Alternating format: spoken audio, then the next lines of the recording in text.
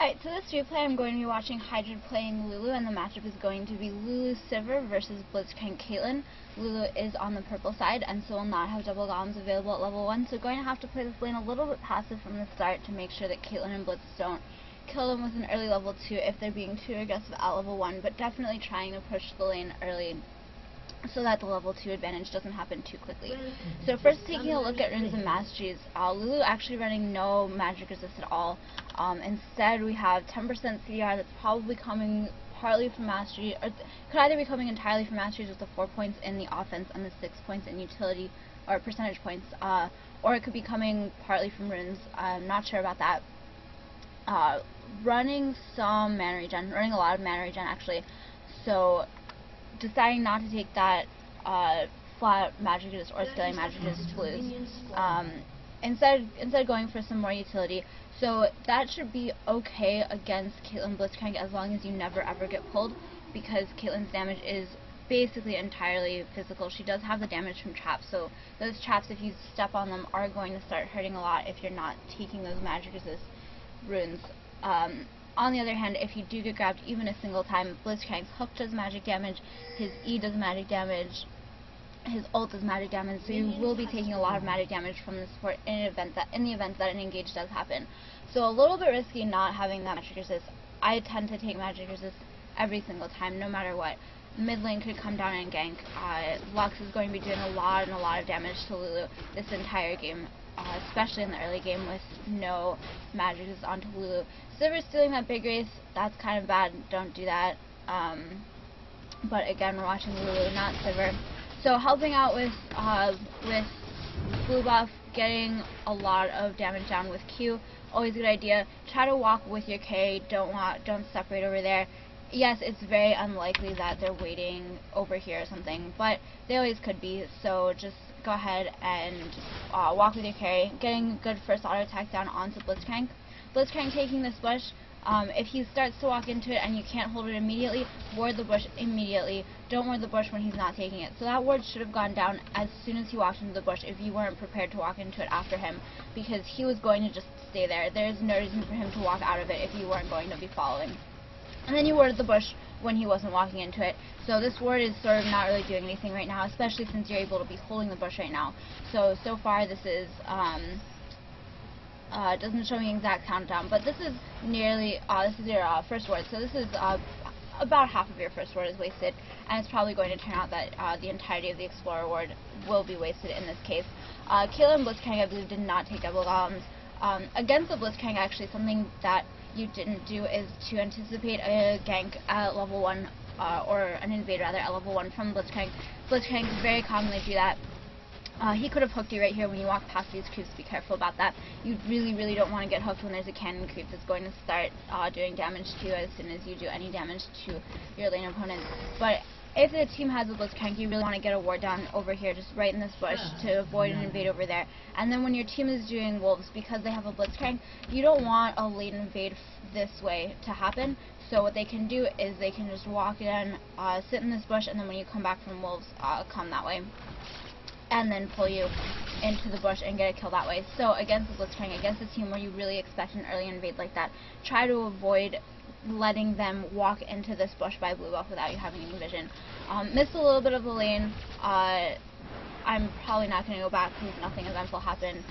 You should just, when Blitz misses his hook, you really want to be very aggressively auto-attacking him the entire time. Getting pretty low right now, probably want to take a pot, yeah, that's good. Don't want to get too low against the Blitzcrank. You really don't want to be a one-shot in the event that he does grab you. And if you are a one-shot and it looks like his grab is going to hit, just go ahead and flash prematurely. It's not a premature flash if it dodges the grab, and had the grab hit, you would have burned your flash trying to get away. So Nocturne coming in for a gank, you see that. That's good ward placement if you're not pushed all the way to tower. If you start to be pushed more, you do want to have that ward and try. You did see Nocturne there. You guys should have been backing off a lot more. That exhaust was good, but you did get hit by the grab. If you had used your flash to dodge to the side or something, the exhaust would have saved your life. You would have been able to get out. The other thing is that you didn't take any of your potions there. If you take well, you might have been, no, I think you had taken the potion before, so you're definitely not taking a potion actively. If you take the biscuit before you start taking the potion, that means that you're going to get 18 health regen, 8 from the potion and 10 from the biscuit, I believe, and maybe the other way around. But it's 18 total. You get a lot of health regen per 5 when you do take that regen at the same time when you stack them. If you take the potion first, you can't take the biscuit afterwards until the potion is done, so you're not able to stack that burst regen. If you take the biscuit first, you are able to stack that burst regen. So going back to base, 200, if you had been able to buy a red crystal, get a red crystal. If not, those items are fine. So we're going to go ahead and go back so you can actually wait. And you could have talked to your carrier, said, are you going to go back soon? Because my guess is that 318, 180, 500, yeah, you would have had 500 gold. You would have been able to buy that red crystal instead of that regrowth pendant. But not staying in lane is absolutely correct, and I really like that you come over here and help buy with a little bit of counter jungling, because you do not want to be in lane against the Blitzcrank. You could have just gone back to base and done nothing. You could have stayed in lane and been completely out of XP range. Instead, you go and help your jungler counter jungle. That was very good on your part to go do that. So coming back to bot lane, the creeps are pushing towards you. You want to not let that happen too much against the Blitzcrank.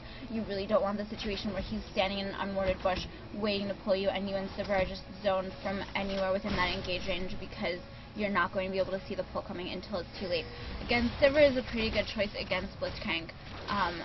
My guess is that this was a blind pick, or a draft pick game, because you are not running any MR against a lane that it's almost acceptable to not run any MR against, and Caitlyn, or Sivir rather, is good against both Blitz and Caitlyn. Good dodge on that grab.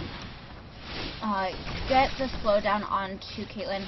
I definitely suggest not smart casting your Lulu Qs if you're having trouble hitting them. I smart cast everything. I've always smart casted everything. It took me a lot longer to learn how to hit Lulu Qs than it would have if I had turned off my smart casting just for a couple weeks while learning how that Q hits. Good use of your pink aggressively in lane, since Blitz isn't holding on to one of his own. If Blitz was holding on to a pink ward, you would have wanted to put it farther in the back. You actually could have put it all the way in the front of the bush, because you do want to have vision as far as possible into the lane. You want to be able to see if the jungler is coming this way through lane. Good dodge of the hook. You can be very aggressive now for the next few seconds while his hook is on cooldown. So, backing off a little bit too much, that Q should have gone down onto Caitlyn. You can be getting more auto attacks down. You can really be positioning aggressively. Hook back up 2 seconds. I would have guessed that it was up when I said hook back up, but I think he is not leveling it. So he has 2 points in his Q and 2 points in his E. So it was somewhat unclear exactly when his hook was up, but you should have that heuristic about how long a Blitz hook is. It's a very long cooldown. So you're leveling your Q in this lane. Leveling Q is always okay. I would tend to level my E against the Caitlyn, because I really want to allow Sivir to have those auto attacks spell shielded. That was a good play by you. Maybe stay a little bit farther up, but Caitlyn does have her ult right now, so you really want to be careful about not getting too low so that Caitlyn can one-shot either you or Sivir. Sivir at enough health right now that it's not that big a deal, but she doesn't have her spell shield available. That was a good reaction to being grabbed. Try not to get grabbed at all. If Nocturne had been waiting over here or something, you had no idea, and he definitely could have been in position to do something about that. So you want to be a little bit more careful with that. I want to say your first ward was, I think it was this game, that when I was watching it for the first time, I forgot to say it just now, but I believe that you warded River while Vi was or while their jungler, while Nocturne and Vi were both top, I think. It might have been a different game again, so sorry for yelling at you for doing this if you didn't actually. But if their jungler is showing in top lane at the beginning of the game when you think that you might need to be dropping a ward, don't drop a ward. The jungler's in top lane, you know where the jungler is. Don't drop the ward until you don't know where the jungler is yet. But he couldn't be in, he couldn't have gotten to bot lane already. So basically, don't wait until it's a possibility that the jungler is already bought, because then the jungler could just kill you while you're warding, but don't ward while you know exactly where the jungler is. And the place that the jungler is a place that is going to take them a long time to get to bot from. Basically, if they're in top lane, don't ward until they're gone from top. As soon as they've been Mia from top for about 10 to 15 seconds, you can start to put a ward down. Because if they had just gone to base and then started running through lane, they can get there pretty fast. So about 10 to 15 seconds after they disappear from top. Again, if their mid lane is coming, that's a different story. So that was actually really dangerous for you to do that, because Caitlyn was backing in this bush. You saw Caitlyn backing in this bush. If Caitlyn had stopped her back as you were getting grabbed, she definitely could have come and killed you. However, that was a very good reaction to Whimsy Sivir when she was coming down to chase Blitzcrank. It allowed her to get the kill, so good reaction there. I'm going to try to actually follow you. I'm used to casting ball lane tournaments, so I'm just watching ball lane instead of following the support across the map. So I'll just leave my camera menu for now.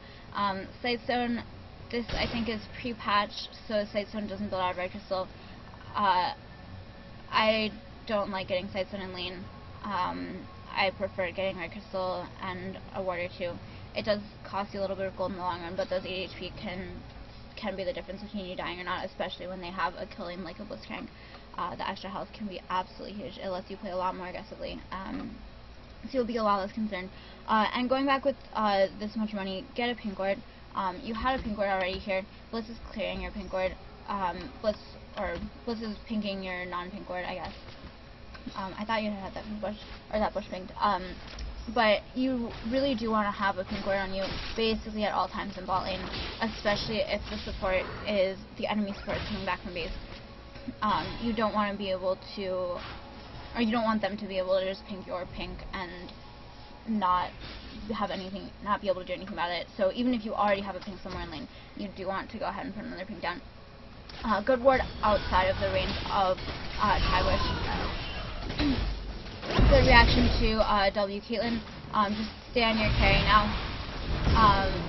That was a good block of the ult, and good ult on Sivir. At that point, it could have been a little bit earlier. You definitely could have put an earlier ult on Sivir. I think you might have been able to flash under tower for that Caitlyn kill if you had your cooldowns up.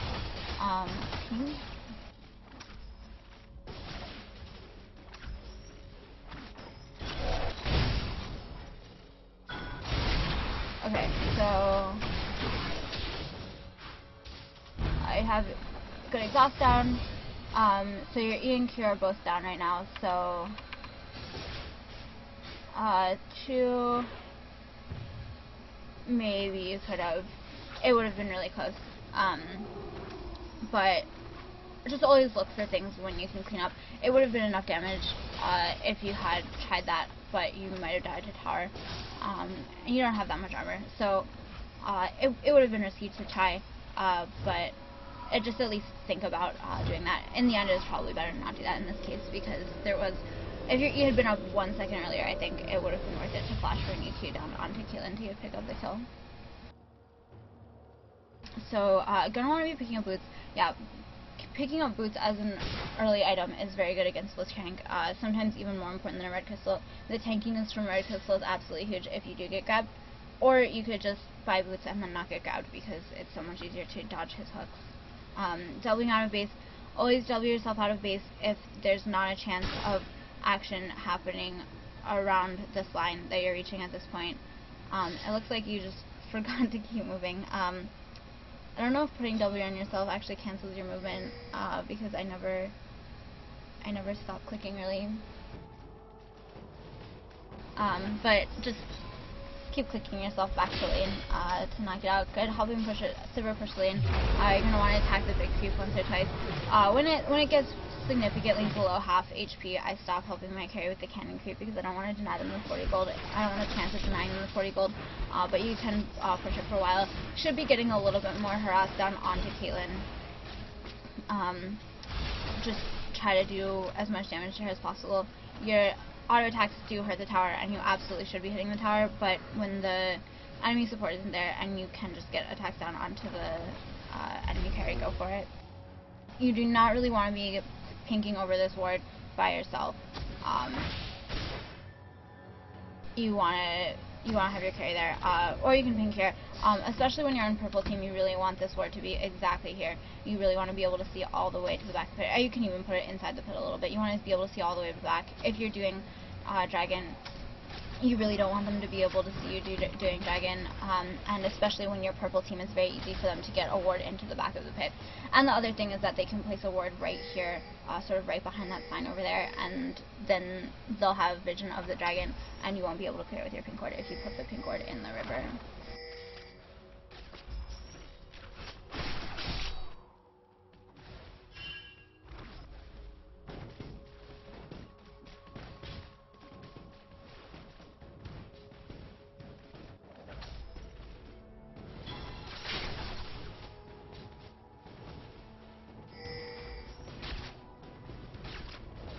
You can be standing a little bit more aggressively. You don't want to get hooked or anything, but you and Sivir are definitely able to zone right now, so just stand as aggressively as you feel safe standing. Good Q harass down onto Caitlyn, although you do push the lane. If you're zoning very effectively, sometimes you don't want to push the lane, and it's better to avoid harassing, even though you could. An earlier W onto Blitzcrank actually wouldn't have been the worst thing ever there.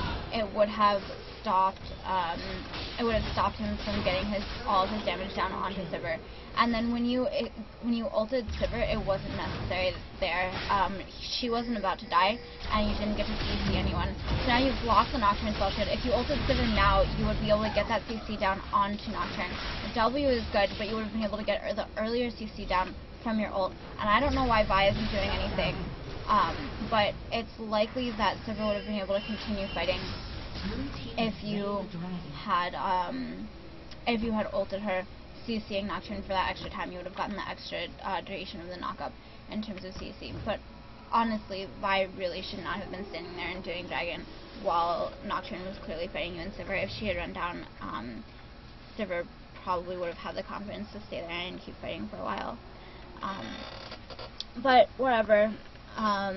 Going for cages, just the extra GP10. If you really do want the Twin Shadows or Shard, then you can go for a cages. Otherwise, I would not go for cages. In this team comp, a Shard would actually be pretty good. You can put it on Vi or onto Tryndamere and then ult the other one, and then you have two AoE slows in the middle of their enemy team. Tryndamere and Vi will not necessarily be diving the exact same person in the exact same place. So those two slows definitely going to be useful. In general, I think it's more important to go for an early Aurelius, to go for an early Locket, to go for an early Aegis, and getting a cages is usually going to delay that. So I would not have gotten a cages in this situation. I would have gone straight for the Aurelius probably, because you do have that Vi initiate. She really wants to be able to just run in and initiate on whoever's standing out in front, and then the rest of the team is going to need to catch up, so you want to have that Aurelius cooldown available so that Vi isn't running up by herself with no follow-up because you don't have enough speed to close the gap.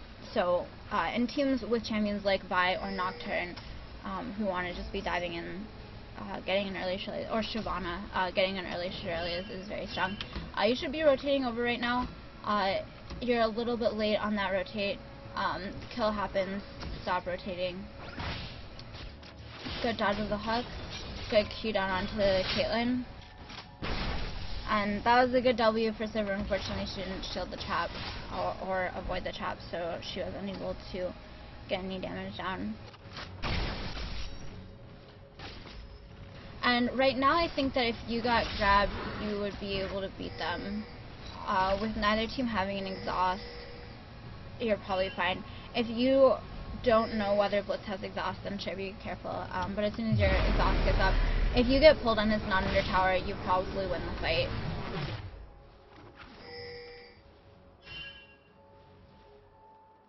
Just because Sivir has a BF sword up on Caitlyn's seal, she's gonna have a lot more damage. She has a little bit less attack speed because of the Berserkers as opposed to Zeal, but she has so much extra AD from her from her BF sword, and also her ultimate will provide you with extra stats. Will provide both of you with extra stats.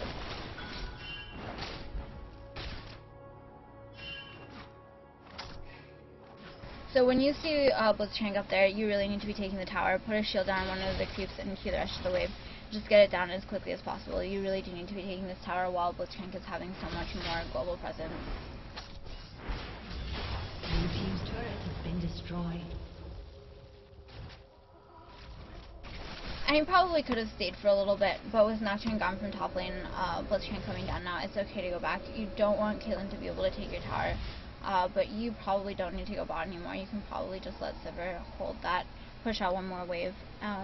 Caitlyn not actually freezing, gonna keep pushing that. So good pickup with the Ruby Sightstone. You're definitely gonna want to go for Australia's next.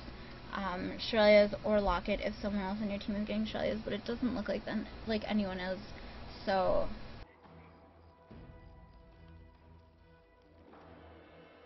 the enemy has enough AoE. Between Lux and Swain, that's a lot of AoE magic damage. You are going to want to have a bulwark pretty quick, and it takes absolutely forever for a support to build towards a bulwark. So it would be much better for Vide, or maybe even Tryndamere to be the one getting the bulwark. Excuse me, but if they're not getting the bulwark, then go ahead and try to do it.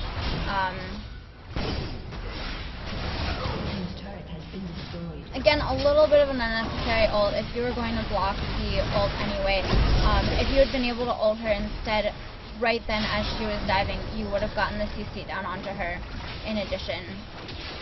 And you really do want to be using your ults for CC in addition to healing. That was a very good shield to not die to Caitlyn there and just go all the way back to base. Lux's ult is down, but they do have a Nocturne who's dead. Never mind. So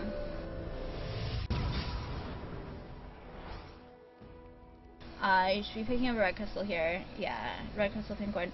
Just try to always have a pink ward on you whenever possible, so that you can clear a ward if necessary. If you want to take an objective and you need to make sure that your objective is safe, an objective could be a buff, an enemy buff, Dragon Baron. Just good to have a pink ward, and that red crystal should be building into Australia's. You really do want that early Australia's so that you can follow up on Vi's initiates.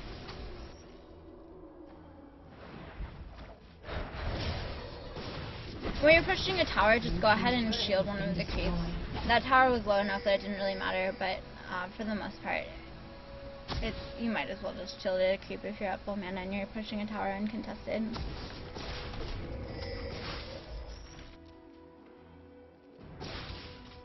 Good awareness of the dragon timer. I don't know if that was you or someone else, but always good to be ready for that immediately. Again, put the ward a little bit farther into the pit. You don't want them warding over the side.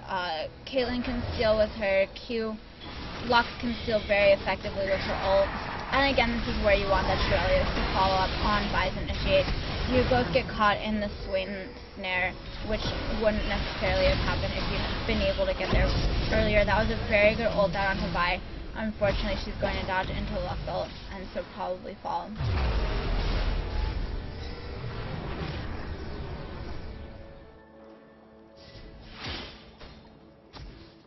Good Q, you're just going to want to run away. That W onto Sivir was not so good, because if she had gotten dove, you would have wanted to be able to W someone else, and you were actually behind her and moving slower than her. I don't agree with the cooldown boots pickup.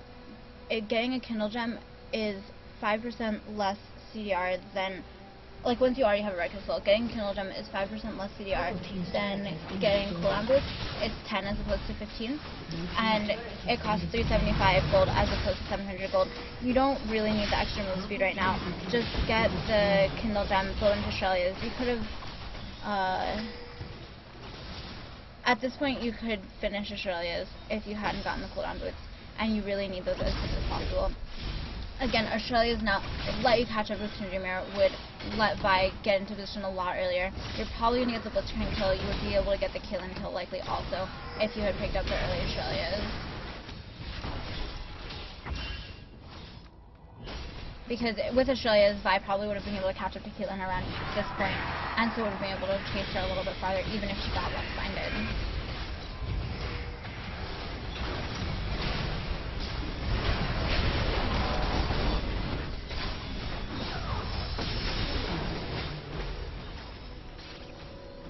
If you had your flash up, you could have flash ulted Vi. That would have been appropriate, but since it wasn't, that was fine. Just get there as quickly as possible. If it looked like 2 seconds could be the difference between life or death of the person you're trying to save with an ult, you should absolutely use your W to close the distance even faster.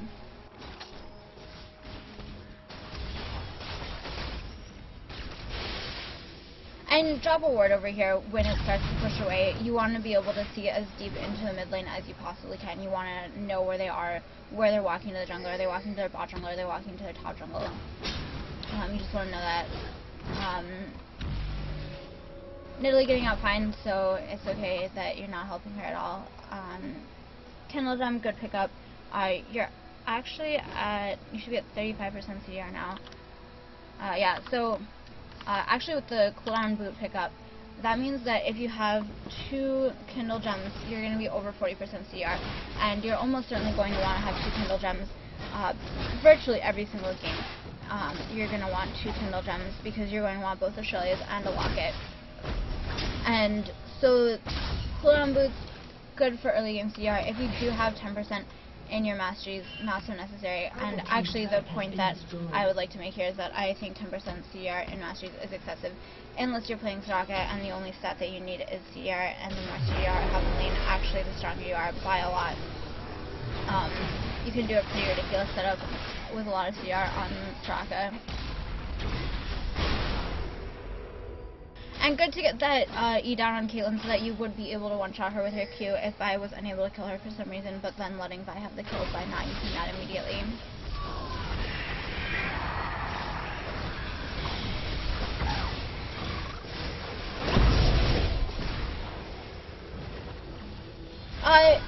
Wing anyone for CC removal wasn't, or for CC wasn't quite so necessary there. Lux, not scary when her cooldowns aren't available to her, so Wing her not so great. Instead I would have W'd Vi so that she was more likely to be able to catch up to Swain, and possibly would have been able to convert 3 kills there instead of only 2 of them if I had had that extra move speed. Her ult wasn't up, so it's slightly unlikely. You also could have dropped an exhaust down onto Swain during that fight, make him heal for a significant amount less. Not as good as an Ignite, but it does decrease his damage and therefore also his healing. This Locket is a very good pickup. I think you really need Australia's though, because Vi really wants to be diving in very quickly and you and Sivir need to be following. This overall team comp isn't the greatest because Nidalee doesn't really like fighting 5v5s nearly as much as the other players on your teams do.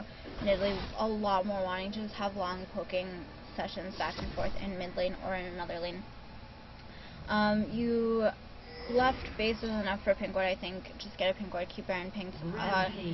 When it's starting to get to almost 30 minutes in, you want Baron pinked as much as possible because the chances of there being a fight that goes, say, 1 for 3.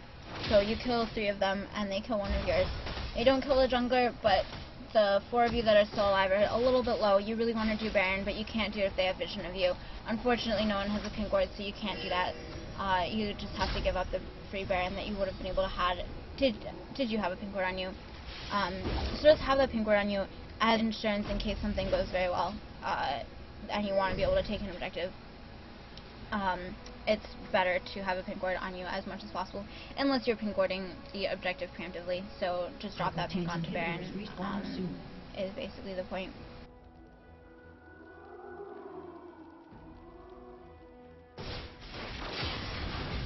Again, good dragon awareness. I'm going to assume that it's you who's pinging that because junglers never ping buff timers. It's always a support.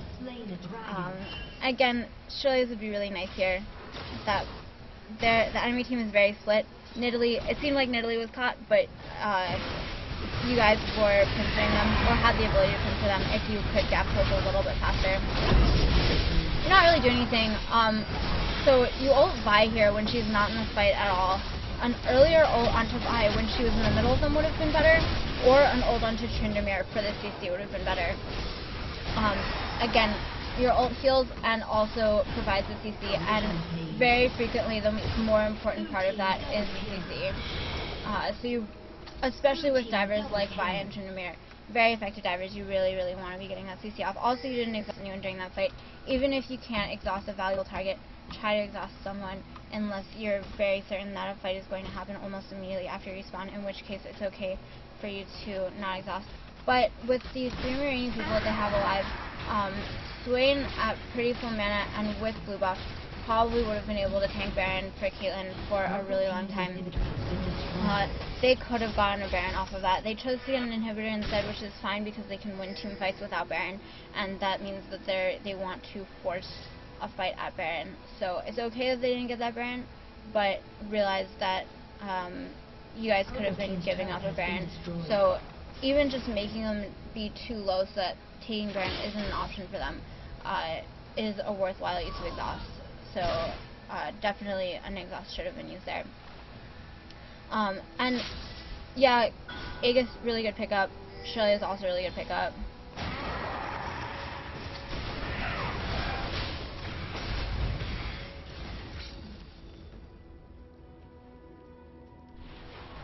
And you really do want to be able to have a pink ward on you. If you don't have a pink ward, you could have picked up an Oracle. If you had 400 gold, it would have been completely appropriate to pick up an Oracle, as you're really the case just now. Because you guys really do want to be doing Baron. You're not easily winning team fights without Baron, so you want to do it the instant that you have the chance to. It looks like you and Vi are going to be able to distract. Usually it's not best to have the jungler distract, because the jungler needs to snipe Baron, but having the support not be on a Baron and instead distract the enemy team is definitely fine. That was a little ult that you had onto Vi to try to get the CC. Unfortunately, Lux is just going to come through and destroy you completely. And again, you could have had a somewhat more organized fight at the beginning of that if you had Australia's, and you could have Australia's for Vi coming in immediately. You didn't use your locket. Use your locket at the beginning of a fight. Basically, if you think to yourself, oh, I wish I had Australia's right now, you should also lock it. Pretty much the times that you would use those two items are not exactly the same time, but locket is not really worth that much if you don't actually remember to use the active.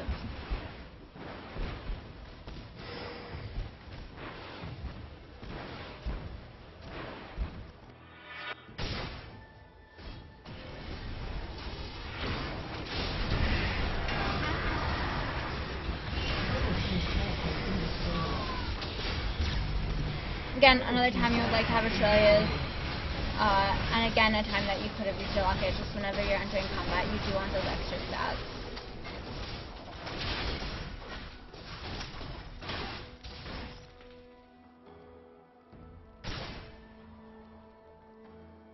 This is absolutely not a game that your team should be surrendering. Even if the enemy doesn't make any mistakes, as soon as you have a bulwark, you'll be able to be a lot more effective against Lux. So, probably going to want to pick up Home Guard Boots soon, just because you do have this base turret down, you do have this inhibitor down.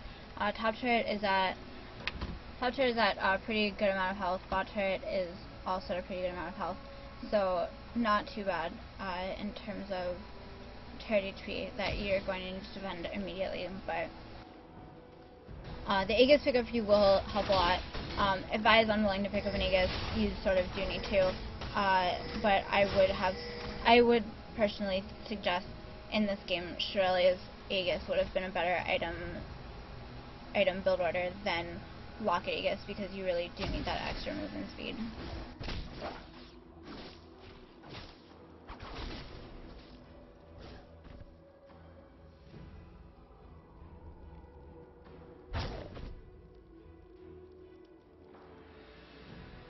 At this point, your cages has paid for itself, so it is going to result in an earlier bulwark if you sell it in order to buy the bulwark, and I actually probably would. I think you don't have quite enough yet. Yeah, you don't have the null magic yet. It's about 1,000 gold for the bulwark upgrade, but when you do have that available to you, I would sell the cages to be able to get it as soon as possible. Don't sell a Philistone. You are trying to build towards Australia's.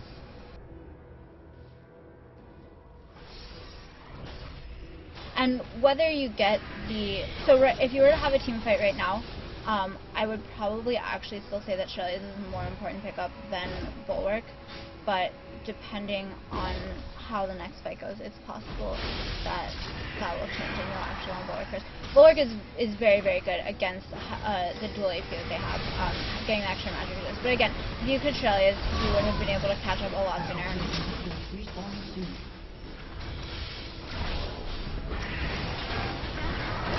Use your locket. Remember to use your locket. Good old on between Demir. You still haven't exhausted anyone. You might want to put a W onto Lux now. Good slow onto Swain.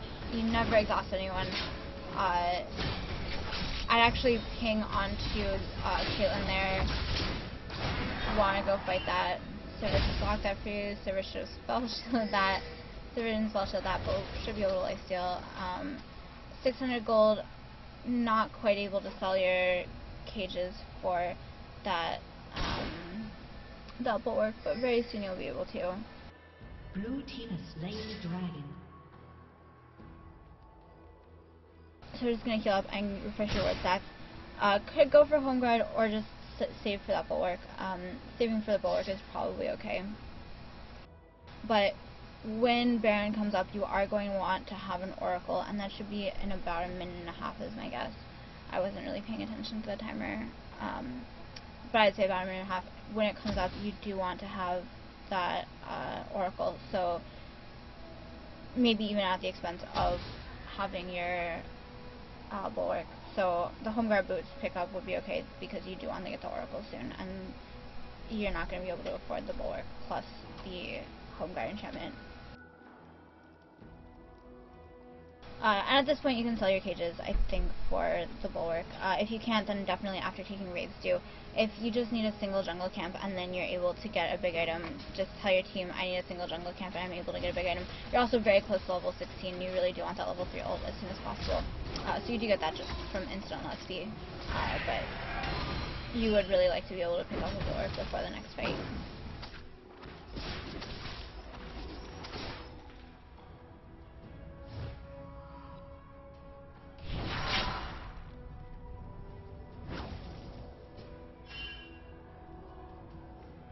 And additionally, the cages right now is stopping you from having a slot for pink wards.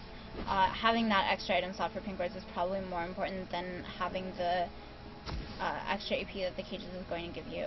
And if you're not building the Twin Shadows, which I personally don't think is that good of an item in this situation.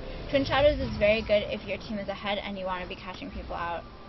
So yeah, good pickup with the Oracle. Even if you have an Oracle, it can be okay to pick up a couple pink wards also, because very frequently there's a bush that you really want to be able to clear a ward out of, but it's not safe for you to stand there, especially if they have a Blitzcrank. It's frequently not safe for you to physically be inside of the bush to clear out the wards. I thought that was actually really cute that the Wraiths just killed that ward for you, so you didn't even need to. I guess losing out on 10 gold, but not too bad. So yeah, especially against the Blitzcrank, picking up pink wards in addition to an Oracle is very strong. You really do want to have as much vision control as possible, and sometimes you just can't be in a position to use your Oracle. Ult buy. Yeah, so that ult could have been a little bit earlier down by. That was a good exhaust. That was the first time I think I saw you exhaust someone who was on your carry. If you had just picked up that Nocturne kill, then Nidalee would be able to chase in the other direction. Yeah, it supports that shouldn't KS, but that would have been a good kill for you to pick up. Good pickup on the Caitlyn kill. That was definitely good. So Swain able to get away because Nidalee wasn't helping chase. If Nidalee had been there to help chase, probably could have picked that up. So if you see someone low, like in a late game team fight like this, it really doesn't matter who gets gold out of the team fight. Like 63k to 60k, 300 gold means absolutely nothing. What really matters is how many people are alive at the end of the fight, so that you can take objectives or defend objectives. So at this point, it doesn't matter giving kills to your carry, it doesn't matter not becoming worth gold yourself if you are currently on a long death streak or something. If there's a kill you can take, just take the kill. The only thing that matters is how many people escape the team fight alive and with enough HP to take objectives. So just clear Baron wards, drop a ward into the pit, and then go back, pick up your bulwark, pick up another Kindle gem. Yeah, pick up a bulwark, sell your cages, and get another Kindle gem.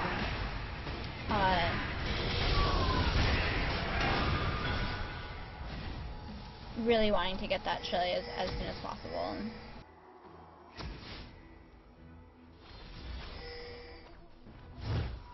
It's actually somewhat dangerous for you to be going back at this point. They are able to take a really quick Baron. That, like, you Sivir and Nidalee fighting over there was not great. So actually, going for Australia is keeping the cages and not upgrading your Aegis. Not quite able to afford the Homeguard enchantment. I would have instead probably not gotten the Shirley's immediately. The reason is that there's an objective that you guys are trying to force. Right now, your team is able to force Baron. You just won the last team fight. You have the momentum right now. You can be forcing Baron. And when there's an objective that you can force like that, it's not quite as important to have the Shirley's, because there's already a reason to fight. You don't need to force the fights to happen. So at this moment in particular, with Baron being up, I would say the bulwark is more important than the Shirley's.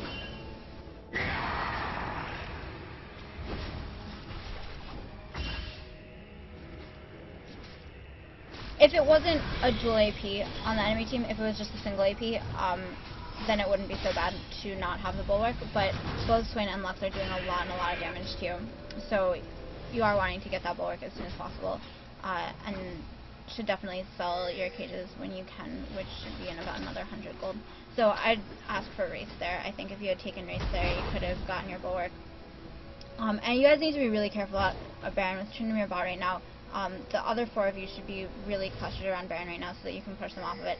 They're not doing it right now, but you really don't have any vision of them. They're, for all you know, they're like walking up through their jungle, and they're about to start. So just try to stay around there so that you can push them off. That was a pretty dangerous bush to face check, honestly. You almost certainly would have seen them this way, but not 100%.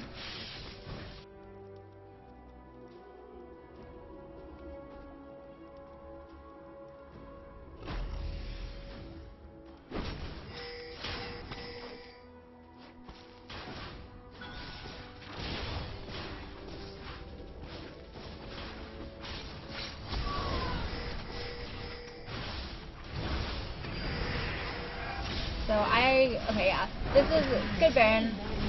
Put an ult on Tavai right now. Good use of Australia's. Exhaust Nocturne.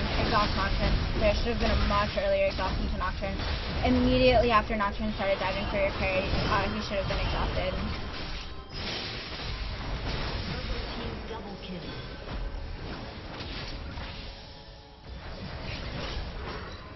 Purple team triple kill.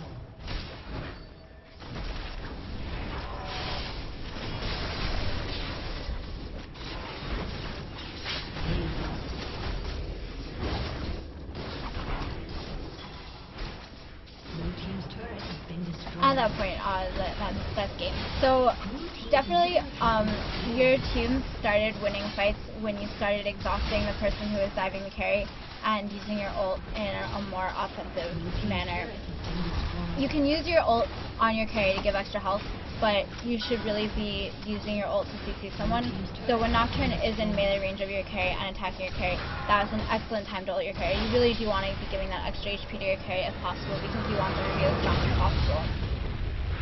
But if you're not CCing anyone, then the ult is somewhat wasted. Ideally, you really want to be CCing someone when you use that cooldown, and use it for both of its purposes. Give the extra health to someone who you really want to have the extra health, and also CC someone who you want to be able to stop from doing damage. So do that, exhaust people who are diving your carries, and remember to use your locket at the beginning of team fights. Use it when you're pushing the towers at the end. Fine, whatever, give the shield, give the extra stats, but don't don't forget to use it in team fights, especially if it's the first item that you're buying.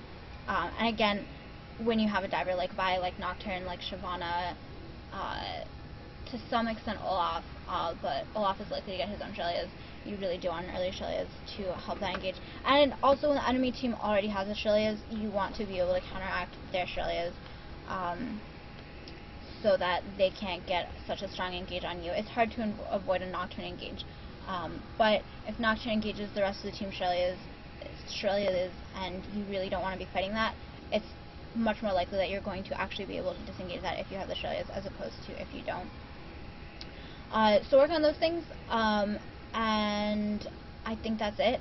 You should all follow my blog at rhinegoldriver.blogspot.com and sign up for my tournament, which is linked to on that blog, and I will hopefully get back to reviewing replays somewhat regularly. I've been pretty busy for the past couple weeks.